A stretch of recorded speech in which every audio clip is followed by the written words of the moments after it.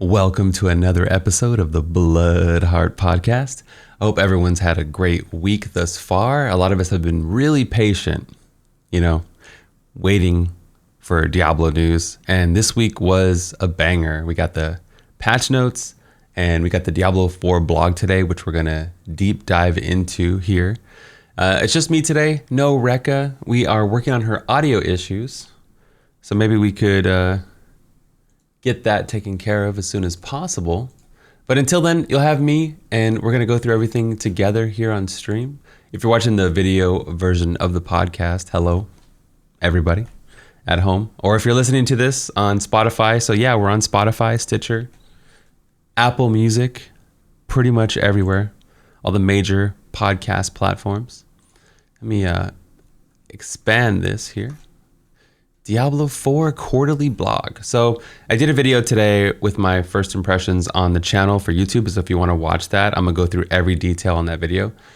And the other day, I did the PTR notes, patch 2.6.10, did a full first impressions. Sometimes we get things wrong, As a live streamer, I upload it to YouTube and you guys get my first impressions, my reactions. Sometimes they're wrong reactions, right? Or I don't understand it right away.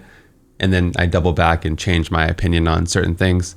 But you always get my honest blood reactions, right? I don't really pull any punches. I tell you how I feel every time as a gamer, and I give as much feedback as I can, right? So it only happens once in a while, like with the date. I thought the PTR started on the 1st, which was, at the time, it was September 1st was Tuesday, right? So, and then October 1st is Thursday, so I was confused. But the PTR starts in 2 days on Thursday the 1st, not Tuesday the 1st. So things like that, we make mistakes. Hey man, I'm only human, guys, all right?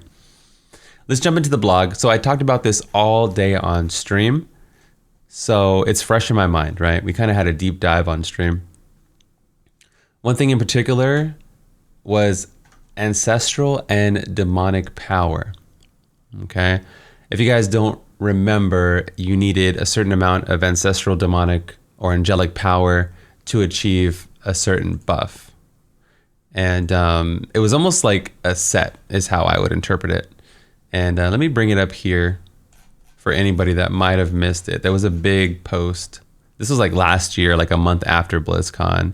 They talked about it. And Angelic Power increases the duration of all beneficial effects, like self-buffs or healing. Demonic Power increases the duration of all negative effects, like debuffs or damage over time.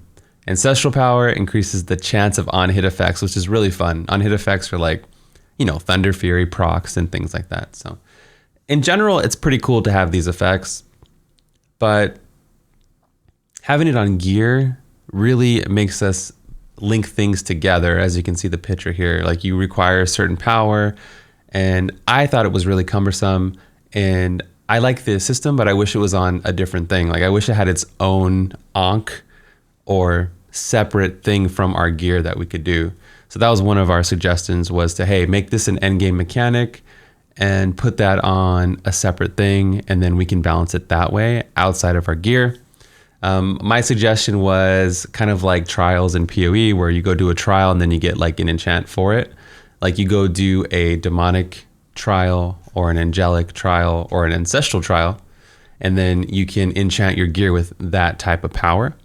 So I thought that would be cool too. That way it's in the implicit value of your gear and not necessarily the crafted value of your gear, or like the prefix or the affix, I don't know if that makes sense, or the prefix or the suffix. So I don't know if that makes sense, but the top slot would be your angelic, demonic, ancestral power enchant, and then the bottom would be your normal crafting enchant, like when you reroll an item or you add a stat to gear, So I think we should keep it separate, basically. No matter how they do it, that'd be pretty awesome. So that was one of the things that we went over, was that.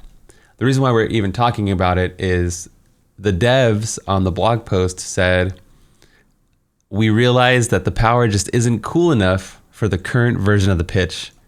Duly noted. Another problem we identified was the ratio of effort to rewards. So you don't get enough for sacrificing other stats on your gear. And they also said We hated the fact that you had to constantly calculate the power levels and compare them with overall power. It felt like an excessive amount of bookkeeping for the player, right? So it's not necessarily complex. It's more cumbersome. It's more annoying to do. There's not really meaningful decisions there. It's just like an annoyance, like limiting you, you know? You can get like a GG gear. You can get like an item with all the best stats for your build, you know, whatever those stats may be. But if it doesn't have angelic or demonic power, then it's trash. So hopefully we don't end up with that. But they're saying the same thing where they are going to look at it and come back with something new about it. So it says we need some time for the iteration / rework, and we look forward to sharing more on our itemization blog in our next quarterly blog. So we're going to learn about ancestral demonic power in the next blog, and that's pretty cool. And they're going to deep dive into itemization as well. So I'm looking forward to that. What do we got? Legendary items. Again, this is going to be in the itemization blog, and they want to take the power off the character or off items, and they want to spread it out. So it looks like they want our power to come from not only gear, but like maybe the talent tree, maybe from like rune words, from all different areas, not just maybe charms. I don't know. Hey, I like charms, right? Not just that, it could be anything. It could be a number of things. They want to spread out our power, not just to our gear.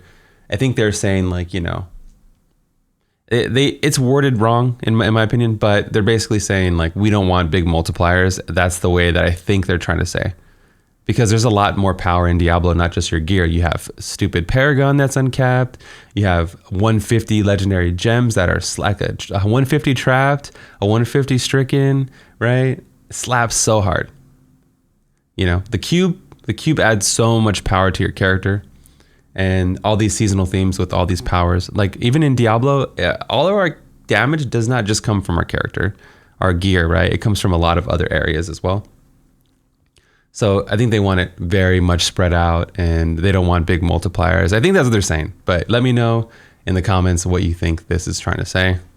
And new skill system, as Luis mentioned, we made some major changes to the talent system. So this is the tree. If you're looking at it for the first time, it's a talent tree, right? Up top, you have branching paths for all your abilities, it looks like. And at the bottom, you have more passive effects. So as you level up, you're going to be getting talents from here.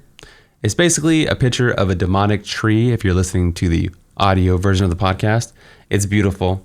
I love it. This kind of stuff is so thematic, and it really brings people into the game, and it pulls people away from that mobile game feel tremendously. You know, a lot of people just think it's visual and it's meaningless, but you know, they don't understand the average player or the majority of the player base. This is super duper important to get people hyped. This looks cool, it's evil, and it makes you want to level and fill out the tree.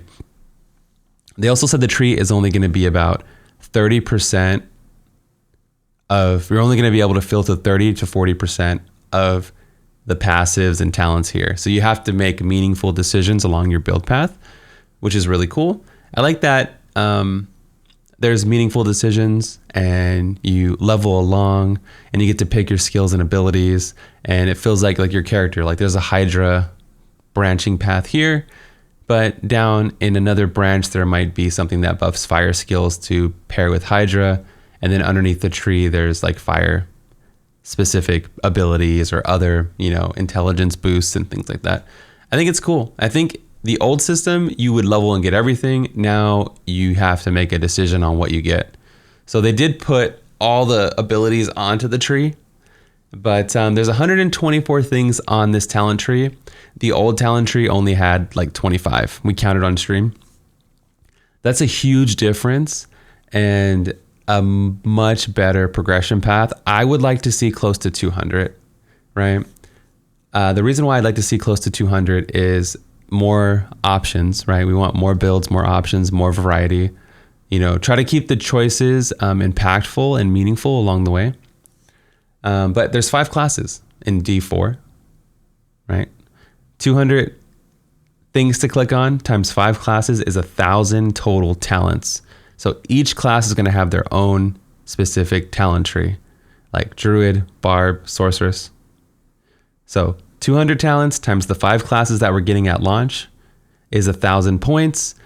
The PoE talent tree is 1,200. So it's not as complex as that, but it's close. And I think that's the fine line is you want Diablo to appeal to a hardcore audience and you want it to appeal to a casual audience, right? Because we want to sell lots of copies and get a big player base and really boost the amount of content that we get. We want the game to be successful. That way we get more updates and they don't let it fall to the wayside like D3 a little bit, right? The devs have been doing good. Don't get me wrong. Okay. The devs have been doing great, but we can all agree that D4 has not gotten the amount of love as it could have gotten had things went differently, right? So we want D4 to go well. We want there to be a good player base. We want the game to be good. And being about 70 to 80% of PoE's depth is a win-win. And it doesn't make it too convoluted. It doesn't make it too complex, but it adds depth. If you're looking at the talent tree, I would also add a side of the trunk here. On the left side of the trunk, I would add a spot for rune words. You're probably going to start in the middle. And if you get some rune words and you don't have them on your gear, or you don't want to have to carry gear with rune words on them, slots, or you want to wear 2 sets or whatever, it'd be cool to have rune words on the tree. Kind of like how the PoE has cluster jewels or jewel slots. We have rune words, right? So why not have a rune word on the left side? And on the right side, you could add more rune words, or you can add a charm slot, and then you have like 3 charm slots on the right side. And that would give you 6 more talents just off the bat for every class to fiddle with, things to click in and do stuff with. And this will be your main focal point of your character is your talent tree. And then you can even have branching paths this way. I don't know if that's too much, but yeah, the trunk is open. Let's put some stuff in the trunk, guys. All right. And obviously down here at the bottom, I would add more branching paths. It looks like there's room, you know, this is pre-alpha, everything's still in development. I would add like 40 more to the bottom and 60 more at the top. And then I would add those extra things, or maybe 40, and then a little bit on the side. Or we can have a separate charm bag. I'd be cool with that. No worries. You know, that would work out great for me as well. I thought that would be very cool. They also, if you don't know, there's class specific abilities. So for instance, the Barbarian has an ability like the cube theme we're getting this season, where they get an extra weapon slot forever. Like they get the cube theme for the entirety of D4. And how good that is really dependent on how good the legendaries are, how good the items are that they could put in that slot.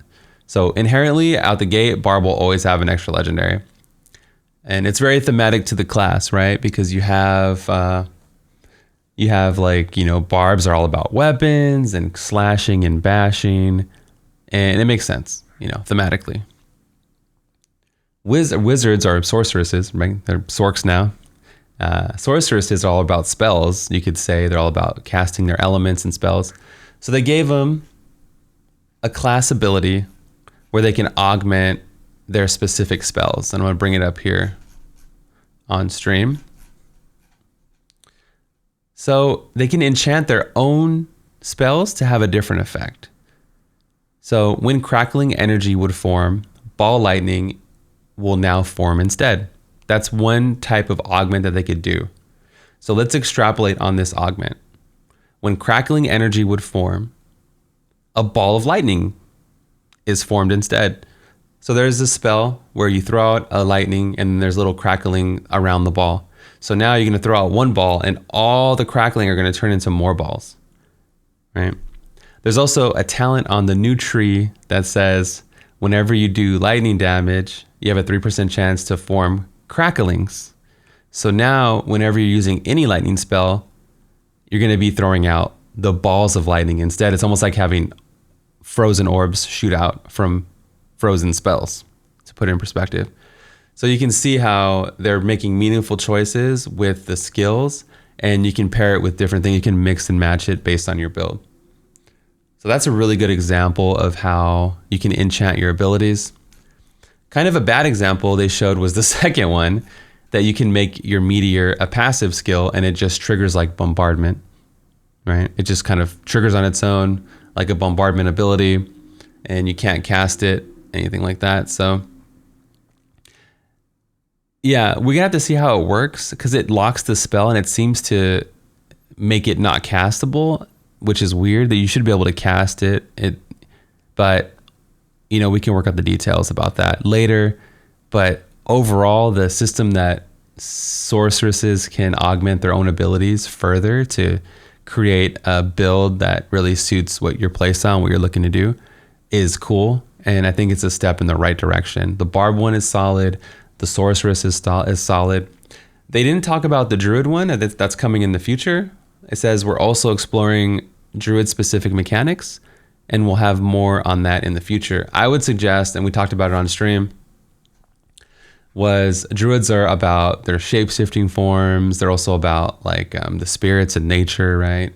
Like a rune or a totem or something that maybe would cause group buffs, like a AoE group buff spell that you can switch. And that'd be kind of cool where Druids have buffs and they can coordinate with other Druids.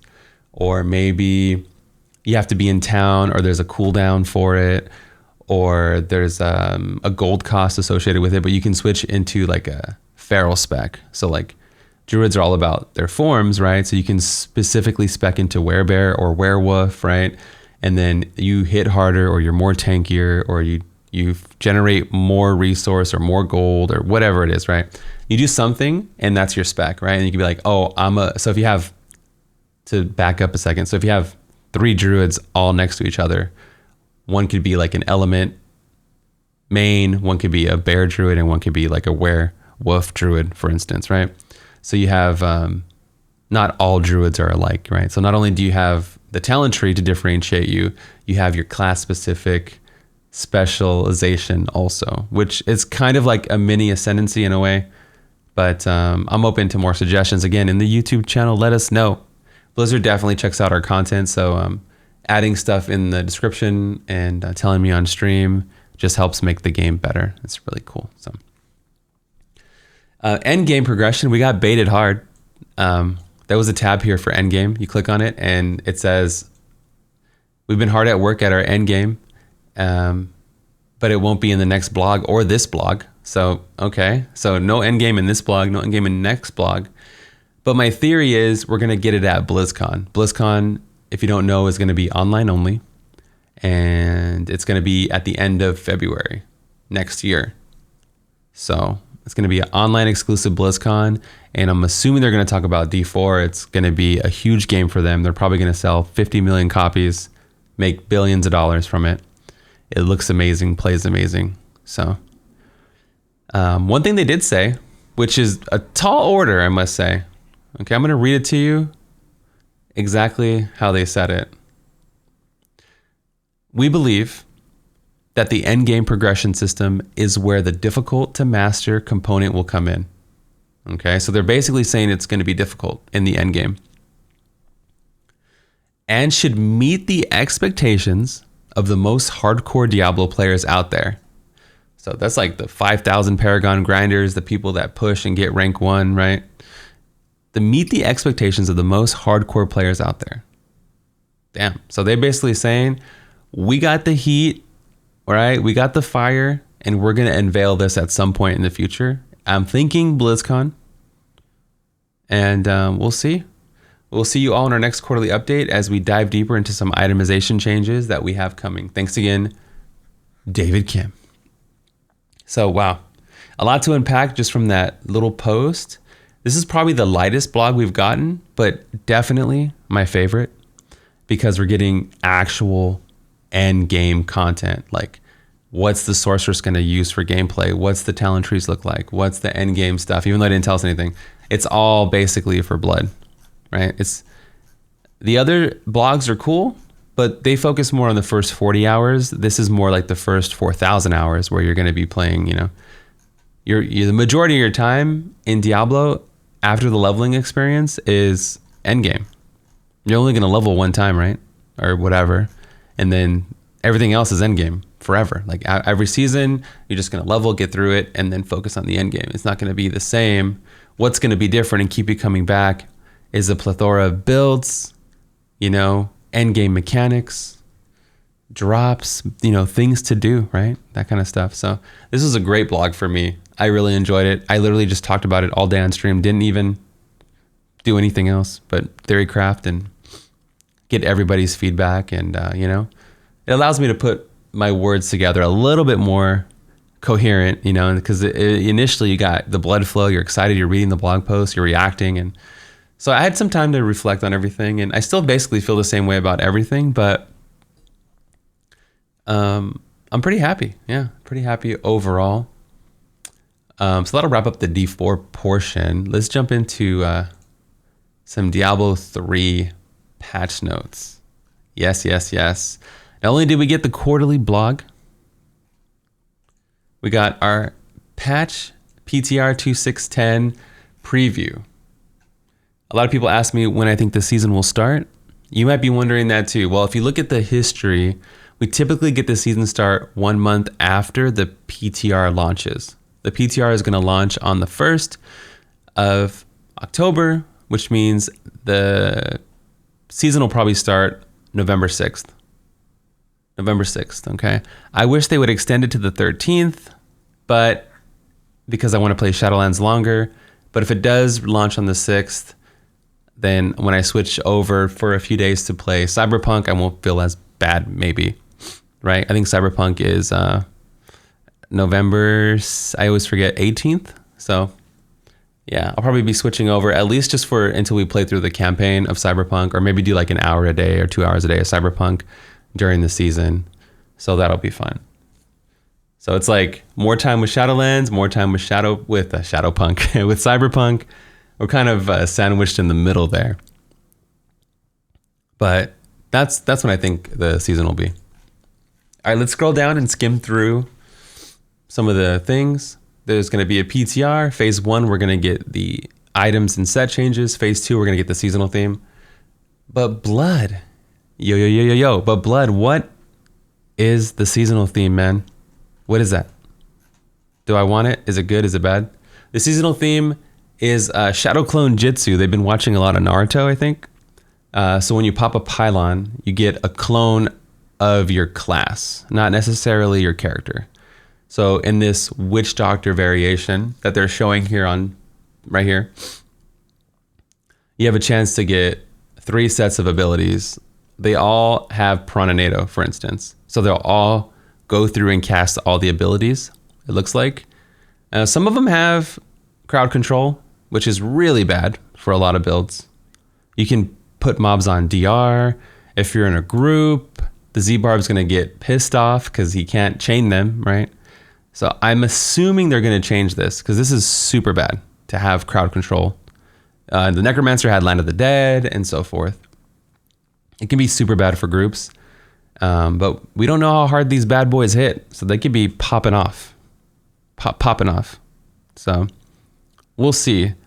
Some of the things are really good, like Hex, well, not Hex Jinx is CC, but there could be buffs, like maybe Big Bad Voodoo to buff your character. And then, you know, you get like a nice boost if you're playing Dagger of Darts or something.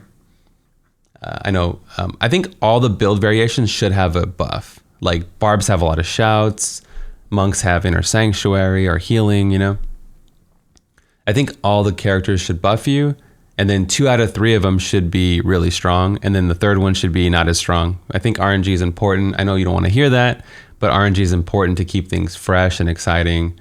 And it's hate when you get the bad maps, but you love when you get the open maps. I think that is really important for longevity. But either way, I don't care. I hate these power build season themes. And I would be talking trash on this theme right now, honestly, if it wasn't for the next part. We're getting a 2-part season theme, okay? Like this Shadow Clone Jitsu is cool, man. But you know me, I hate these like themes where they just do the damage for you. The second part of the seasonal theme is a 4th cube slot. Additionally, Kanai's Cube will have a 4th slot this season. This 4th slot will have choices of the first 3 slots, but not stack, right? So they never stack. So basically, it's just 1, 2, 3, 4. The 4th one is an open slot. You can put anything in it, but you can't duplicate your legendaries. That would be stupid. Everybody would do like 2 COEs or something. You know what I mean? It would just be dumb. So that's cool. What this does, it changes every single build in the game, from pushing to speed runs to hell, gold find builds, bounty builds, group builds, support builds. It's amazing. This is what I live for because it's interesting to me. In addition, Hydrigs will now give you all the new class sets, and they're going to be in rotation. So, you know, the God set, Masquerade of the Burning Carnival, Typhon, Hydra, Mundanugu, all the new stuff is going to be in Hydrig next season. That's pretty hype for the people that enjoy Hydrig. I personally have not even used the Hydrig gift in a few seasons, so yeah. But would I grab it next season? Maybe I would consider it. Also, some quality of life changes, like Stone Gauntlets are now dropping for all classes, which is good. It's a nice quality of life change. It was super hard to get quadfecta 4 stat line stats on Stone Gauntlets and then you have to like give them to your main and then move things around. It was kind of annoying. A little part of me is sad because those kind of things allow you to grow as a player, you know? So where you're like, damn it, how do I get Stone Gauntlets? And then somebody tells you, and then you're like, oh my God, I've been trying to farm these all day, but now I know this trick. And then you tell somebody else that trick. You know, that's how we spread information back in the day, you know, like, how'd you get that character in Final Fantasy VII, bro?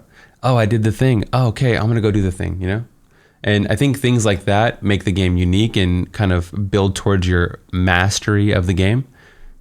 But it sucks getting the wrong stat. So I'm torn on it. Overall, it's a good change, but you can see how I can see both sides of it. Another quality of life change, they removed Gold Find from the Paragon system. Now it's pickup radius, which is great. It's 0.01 per point.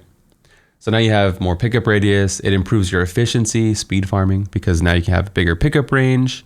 You know, if you're a support character, now you have more per rating, right? Pickup radius. You can increase your per, bro. So that's cool. Overall, good things. I'm going to skim through some of these item changes here.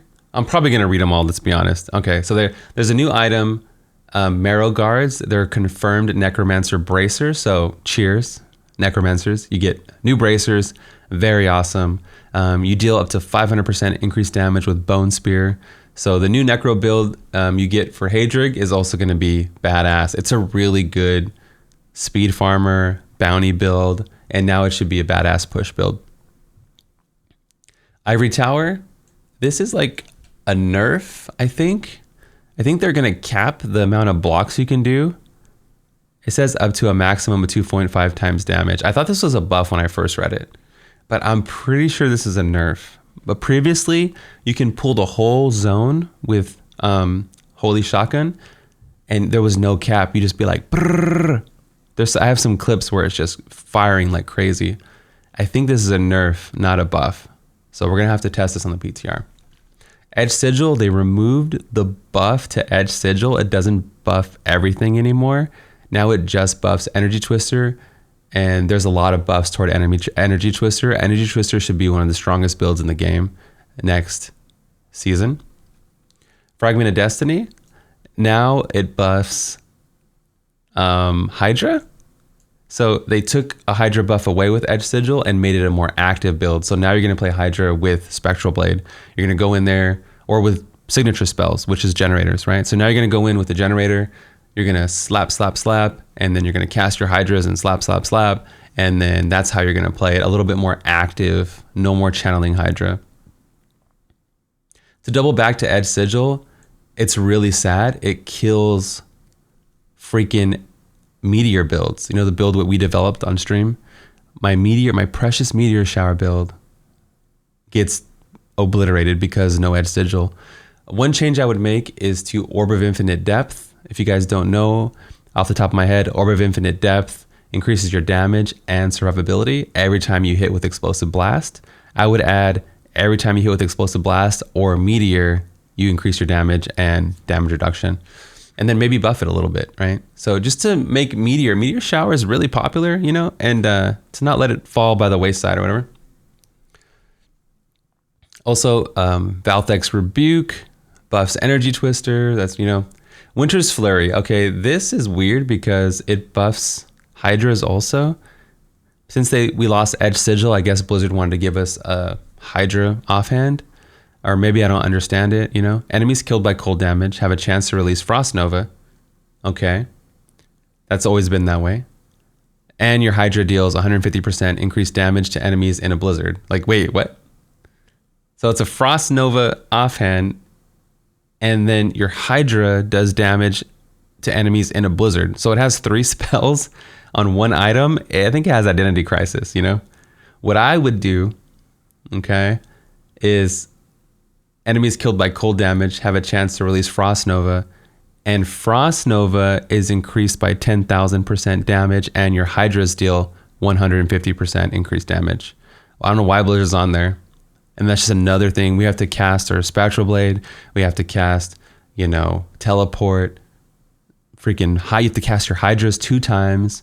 And now you have to cast Blizzard. That's just so many casts, right? So if you buff Frost Nova, this might open up the opportunity to have a Frost Nova speed build where you're teleporting around and you just flash Frost Nova, destroying everything. Right? There's a PoE build like that is really cool, and that would be great for Wizards because you just pretty much have Archon for a speed build, and Frozen Orb, they're not bad, but to have other speed build would be great. If you increase it by 2,000 damage, it wouldn't even push that high, and it would be great for speeds. So something like that, I think, would be rock solid. Wizard Spike, you guys remember the melee DMO from season 5-6? Yeah. They buffed DMO and they buffed Spectral Blade, right? So now, or with Wizard Spike, so now as you're attacking really, really fast with Wizard Spike, you have a chance to throw out Frozen Orb, and then it buffs Arcane Orb. So Arcane Orb has a bunch of multipliers on it. They have Wizard Spike now, they have the offhand Triumvirate, they have the other wand that buffs Arcane Orb. That's 3 multipliers. In addition, DMO got buffed, so that's 4 buffs, and then the 5 cube slot, or the 4th cube slot. So big buffs. Let me take a drink of water. I'm going crazy. I love Diablo patch notes, man. I be getting so excited. I've already read this 1,000 times today, and I still get really excited. There's some set buffs to Typhon. So Hydra's getting a lot of buffs this season if you ever wanted to play a badass Hydra build. Norvald's Fervor, the buff to the 2-piece damage, is going from 100 to 400, and they're buffing a lot of Thorn stuff. So this is going to make Thorns Akan absolutely bonkers. If you don't know, Akan can wear like 4 sets, man. They can wear like the Norvald's Fervor set, the Akan set, the Auguild set, the Captain set, the Focus and Restraint. They could go full green. They could have every single slot green because they have weird off pieces with their gear like amulets and stuff. So really, really strong build. This would be as strong as Twister Wizard, competing for the best build in the game if it goes live like this. I can't wait to play this on the PTR. Akan, Bomb, Dawn, crushing on the C-San. You know what I mean? Really powerful. They're buffing Roland from 13k to 17.5, which maybe would make Roland a little bit better, might make it closer to the 130 solo GR range. And then maybe have some ramifications for Shield Bash, possibly. Seeker of the Light set is getting a buff of 3,000 damage to the 6-piece, which might make it a little bit better. Plus you get your 4th cube slot. Belt of the Trove, every 4 seconds, bombardments come down from the sky. So not only does this buff Akan, Bomb, Dawn, right, Mon, it also buffs Invoker. So they're buffing the Mortal Drama by 500% increased damage. They're adding a 500% multiplier to Mortal Drama. And they're adding a 500% multiplier to Belt of the Trove. So now even Invoker gets 1,000 damage buff, even this indirectly getting this, probably. I don't even know if they thought about Invoker getting this. So Invoker has already good single target. Now they're getting every 4 seconds a fat AoE drop. So this will have ramifications for both builds, in my opinion. And again, we got to test it, man. Invoker and Akan Thorns will be pretty baller next season. Akan being the stronger one of the two, but Invoker still being great. Monojuma's Way. Angry Chicken explodes. And explosion damage is increased from 400 to 2,000%. So this is what I was saying with the wizard. Make the Frost Nova thing 2,000% damage, just like you did with this Chicken Bomb. So Chicken Bomb should be the fastest speed build for Witch Doctors, even faster than Mundanugu. You should be able to go into Arakir. Arakir is also getting a buff.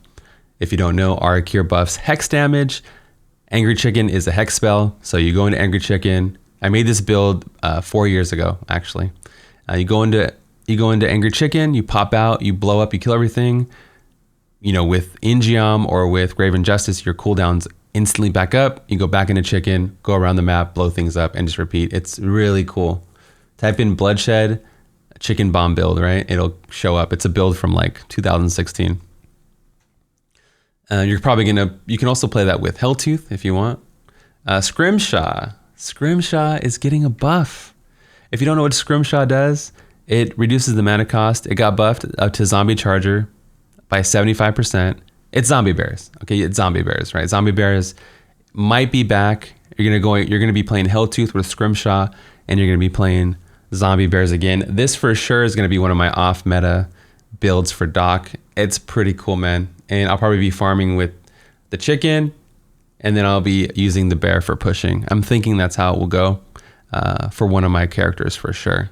I'm excited to have Zombie Bears back. We've been begging, the community's been begging for Zombie Bears. It has throwbacks to vanilla, and they buff the mana cost, and they buff the damage by 6 to 7 times. I'm not sure how significant that is. It seems weak still, but you know, it's still early PTR. It's better for them to start conservative and then go up and buff it later. Inna's got a small buff, and then they buff Shenlongs. So Inna's buffs everything. So it's just like LTK Inna's, Wave of Light Inna's, you know, everything. So that's pretty cool. Gundam Gear. So Gundam Gear got buffed. It has a 100% multiplier on it now. The cool thing about this, not only is, you know, your 7-sided strike Juliana's build is going to be faster for T16 because you're doing more damage. Your push build will be a little bit stronger now because you're doing more damage. Now while leveling a monk, if you roll bracers at level 1, all 3 bracers have a multiplier on them, right? I believe you can get like Caesar's Memento, Gundam Gear, and there's another one. So all 3 bracers have multipliers, so that might make the leveling RNG even less, and you should be really good now going forward. Oh, there's the Wave of Light Bracer also. So all 3 bracers rock solid. That's pretty cool. Another cool thing that they did not leave barbs out. I think barbs have got a buff every single patch over the last 12 months. So they did not leave barbs out of this patch, okay? Warcry and Threatening Shout cause an avalanche and earthquake, right? We know that. Avalanche and earthquake both deal 200% increased damage. So previously, the Blade of the Tribes had a 200% additive damage boost on the weapon. Like you had to carry it to get the damage boost, right? Now it's a cubable legendary power. So Avalanche and Earthquake both deal 200. That's new. And it's a cube power instead of being like just on the weapon. So now you can, especially with the 3 cube slot season, you can cube the Blade of Tribes, cube the Furnace, and then rock 2 one-handed weapons like, you know, Slender Little Rogue. I'll probably show you guys how to do that in a future video. Or you can rock, there's 2 fire items like the Devastator and the Burning Axe of Sankis or something. So you can go like double fire or whatever combination you want. Or if you want to go cold, you can rock a cold one-hander, and then maybe if you want more elite damage, you can go for, I can't think of the name. There's a one-handed mace that reduces, that gives you elite damage too. There's a lot of things like that. Or Echoing Fury, you know, for speeds, increase your attack speed. When you increase attack speed, you get more faster animations on leap. So that might be good to go. So all in all, insanely great news week, right? With Diablo 4 and D3 alike. Really cool stuff. Mike Morhaime also, I guess to go into Mike Morhaime, I think it's Haime. Mike Morhaime created a new company. Remember, former Blizzard CEO Mike Morhaime starts a new game publishing company. He founded a company called Dreamhaven. And it's pretty exciting. You know why? Because we all want good games. And it's only good for all of us, you know? As a person who plays video games for passion and for a living, I always want new games to play, right? Go, Mike, do your thing, boy, right? So that's pretty cool. He took, or a lot of Blizzard, high-level Blizzard developers or known developers followed him to Dreamhaven. We don't know exactly what kind of games they're going to make. It does look like, I'm getting like those Fable-esque kind of vibes. Let me search it and show you. Dreamhaven. I think I spelled it wrong. Dreamhaven. Images. Here's a thumbnail of what it looks like if you're watching it. It kind of has like, it kind of has like those old school fantasy, Fable, rich lore, and like the chicken chaser, like some kind of vibes, you know, like remember that, those, that kind of thing is what I'm thinking. So here's a hot take, okay? A lot of times over the years, we hear so many things about Activision holding Blizzard back, you know? Activision's the big baddie. They're the cash mongers. They infested Blizzard. They infiltrated their ranks. And like a cancer, they ate them out from the inside. You know what I mean? So now, Mikey boy has his own company. So he's got to crush this, man.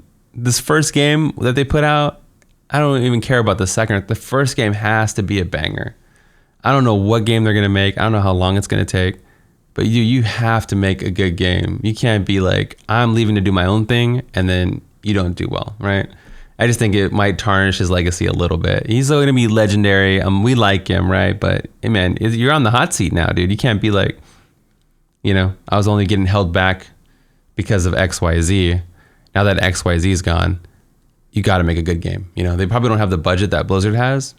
So that might be a factor, but there's so many companies that make amazing games on lower budgets and things like that, right? And I'm sure he's got a lot of money anyway from over the years he was like running Blizzard for a lot of years. So I'm pretty sure he's got a lot of startup capital compared to like indie developers and things like that. So I'm rooting for you, Mike. I want games to play, but you're in the hot seat, man. You know, do it. You know, pressure makes diamonds. What is it? Pressure busts pipes. Pressure causes diamonds. So let's see what happens, man. All right. So thank you guys so much for listening to the podcast. I really appreciate you. If you want to support, you can always leave a review. I like likes. If you're watching the YouTube video and you found value, man, leaving a like on the video makes me feel good. I'm not gonna lie, right? Like, I just do this for passion. YouTube is literally just a passion project over the years.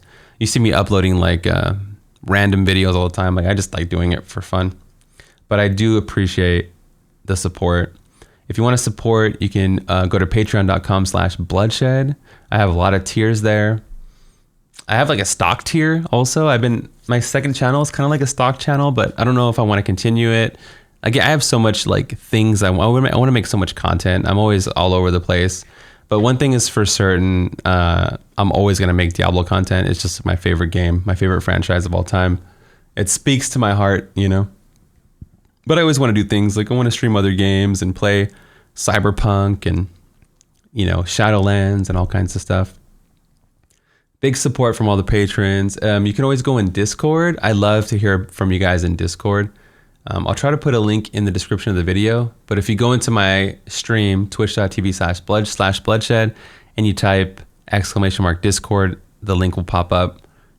I should have it in the video. I'm going to check and see if I have it, and I'll put it in all the videos from now on so you guys can check it. And then there's a section in there for Patreon or for questions. If you have any questions at all for me, I wonder if I should check really quick. You can always ask there. The thing is, I'm so accessible, like on stream 5 days a week and this and that I think a lot of people ask questions already.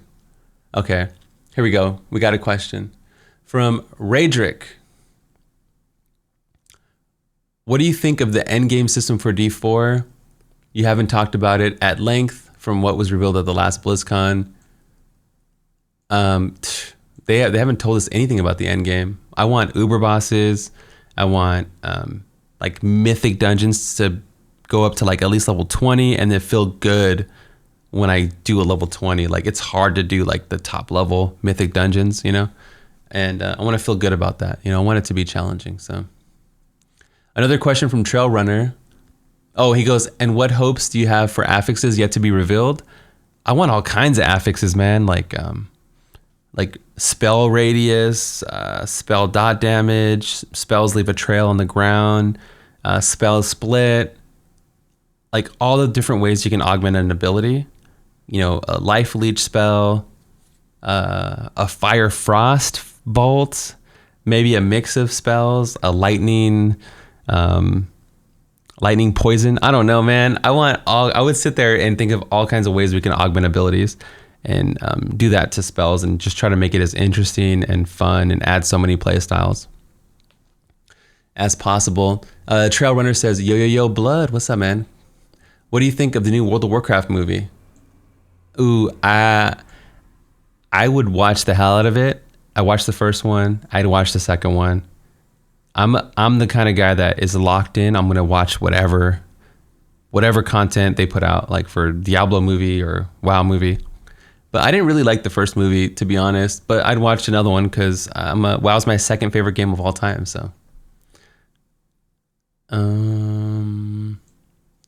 you both seems to be big fans of WoW. I wanted your opinion on the movie. And did the movie do it justice for the game? I don't know, man. I didn't like the casting of like the Alliance characters, and the CG was good for the Horde, but I don't know. Yeah, I wasn't the biggest fan. Do you think it deserves a sequel? No, I don't think the WoW movie deserves. You know what they should do with the WoW movie? Okay, Henry Cavill as Arthas, and it should be a spinoff like Rogue One did with Star Wars. It should just be an independent story and kind of like reboot the series. Don't build upon the last movie. I would do like an independent story of Arthas, right? And his journey and everything like that. In like the end of the movie, he puts on the freaking, crown or something. Or there's a lot of good stories you can do with the Sylvanas sisters, maybe. Just an independent story in the Warcraft universe, not necessarily like, like a sequel to the last movie is probably something like I would do. Yo, thanks for the question, guys. I really appreciate it, man. I'm glad I got to it because it was important that, Anyway, thanks so much for listening to the podcast again. Excited to test the PTR all weekend long. And next week's podcast will be actual content after I play tested it. I'm going to make tons of build videos this season, more videos than I've made in a long time, because the cube theme affects literally every build in the game, and I'm excited. So that's gonna be all for me today. Thank you so much for listening. I hope you enjoyed the podcast with just me again, baby. But this is Bloodshed, and I'm out of here. Peace. Man, I feel like I can ramble too,